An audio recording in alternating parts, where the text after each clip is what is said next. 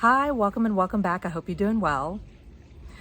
A lot of times when we talk about our experiences after narcissistically abusive relationships, we can refer to the narcissist as a shame-based individual. One thing that maybe doesn't get talked about quite as much is our shame when we come out of that relationship. We may address the narcissist shame as being the reason behind why they approach us and latch on to us to get their needs met. But there's another side to that, and that's oftentimes the shame that we feel coming out of that relationship, having been used, abused, manipulated, lied to, stolen from, taken advantage of in some way, shape, or form. Once we kind of take off the rose-colored glasses or the beer goggles, figuratively speaking, we see who and what we were really dealing with the entire time. And there's kind of an icky feeling that goes along with that, like, oh my gosh, I can't believe that I let this person into my life. Had I known then what I know now, I would never have allowed that. I would never have done that. And it's easy to self-flagellate and kind of, beat ourselves up for not seeing it, for not catching it sooner, for not maybe asking more questions or asking other people and consulting other resources before making a decision to enter the relationship, or for letting the person in regardless of the nature of the relationship, whether it's personal or professional. This can then influence the way that we speak about and even to ourselves. It can be just as, if not more toxic than the relationship was itself. And that's something that we need to all be mindful of, are the things that we say to ourselves, the messages that we convey to ourselves, because our bodies store that too.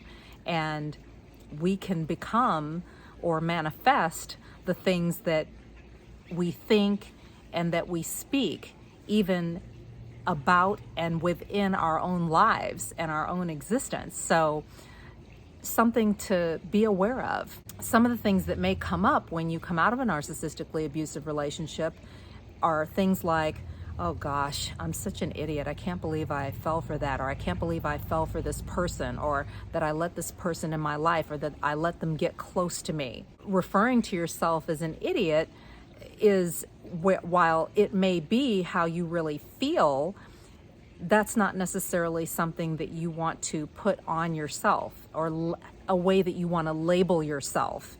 Imagine what it would be like if, instead of, say, beating yourself up, self-flagellating, kicking yourself, talking down to yourself, bashing yourself, what if you were to reframe your shame? What does that look like? So, for example, one of the things that may come up for you after a narcissistically abusive relationship is, oh gosh, I'm such an idiot. I can't believe I fell for that, or I can't believe I fell for this person, or that I let this person in my life. And instead of saying, I'm such an idiot, how about reframing that as, wow, I let this person in my life and I learned some really hard lessons in that relationship, or I have a lot to learn about who I let into my life and setting up boundaries. And along with that, I think that it's important to remember that you were targeted for a specific reason. This person saw something in you, your talent, your maybe physical beauty, intelligence, a strong presence, a confidence, or even accomplishments, or a certain degree of success that drew them in and made them feel like, hey, this is like a perfect person to meet my needs. While that's not what you want, and maybe not ideal, but point being is that you've got a lot going for you, and there's a reason why you were targeted. Another thing that might come up is if there were other people, say, involved, or that maybe were approached by the narcissist, and you were the one person who got sucked in to the narcissistically abusive relationship and kind of fell into the narcissist trap. It'd be easy to say, golly, like everyone else was smart enough to walk away, or everyone else was smart enough to say no, or to just blow off whatever it was that they were pitching or presenting. And while that may be true, how about, wow, I have an opportunity to do some background checking and some fact checking and ask more questions before engaging with someone or entering into a relationship or a partnership or an agreement with someone going forward. And the truth of the matter is that even though other people maybe who were approached by the narcissist might not have fallen into the same trap that you did, that doesn't mean that they weren't tricked or duped at all. And maybe they fell into the trap of another narcissist and they got duped, tricked in a different way. Don't assume that just because someone didn't fall for the narcissist that you fell for, that they didn't get tricked or duped or conned or manipulated by another narcissist at all. Another thing that I wanted to go in on a little bit more is just the icky feeling. And when you come to realize who and what you are dealing with, and maybe you even discovered some things that you really don't feel good about in terms of the narcissist and who they are and what they're about, and you may even find out things about the narcissist's vices or some of their habits or some of their associations. And that may really send you into a tailspin like, oh my gosh, I just feel so gross. Like, ugh, just, I feel disgusting. Like I just feel gross and I don't want to talk to anybody. I don't want to be around anybody. I don't want to date again. I feel disgusting. And it's almost like a form of projection onto yourself. And, you know, you may feel really horrified to find out that the narcissist that you were dealing with is very promiscuous, or that they were cheating if you were in a romantic relationship, or that they have a drug addiction, or that they're an alcoholic, or that they are a con artist or a scammer, or that they run the streets during the day, and that they are maybe a prostitute. You may find out some really horrible things, or that they are an embezzler, or that they stole tons of money from previous spouses, and that you were just one of many who got taken for your money, or that you got left high and dry in some kind of way, or that you were trapped in a pregnancy or some other kind of situation that is a little harder to navigate or really separate yourself from the narcissist. You may find out something about the narcissist that really has you putting or projecting just disgusting thoughts and feelings and attitudes towards yourself, when really you have an opportunity to say, wow, that happened, and I have some things that I need to work through. I'm really disturbed or really put off by the relationship that I was in, and I really need to process the whole thing.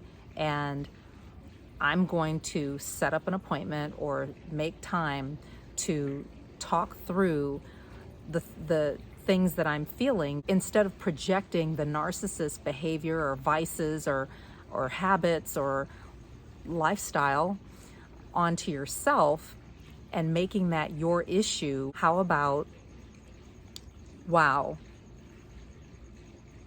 this is who I was dealing with. This is not my standard for myself. I'm going to make an effort to process some of the icky feelings that I'm feeling, put them into proper perspective, and make better choices, set boundaries, and do proper vetting going forward. Those are just a few examples of ways that I thought of that you can reframe your shame and not carry the burden of the narcissist's character or behavior or past or conduct, even in the context of the relationship, forward with you into your future. You can free yourself up to work through things properly without burdening yourself with character weaknesses. We all have them, but extra character weaknesses and toxic behavior that doesn't belong to you.